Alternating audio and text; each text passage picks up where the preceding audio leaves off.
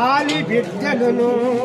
కన తల్లిదండ్రులు బంధువులు స్నేహితులు వెంటరారు తుది వెంట వచ్చున్నది అదే యశస్సు అదే సత్యం స్థిరమై సంపదలల్లా వెంట ఒకరి సాగిరాదు ఏరికే పాటు ఏసరి విధించిన విధి అది అవశ్య ప్రాప్తం అర్థ ఆనందింపనెవరి తరమో ఉన్నవాడని గర్వం మేరికి కాదు కింకరుడే రాజుకు రాజా కింకరుడకు కాలానుకూలముగా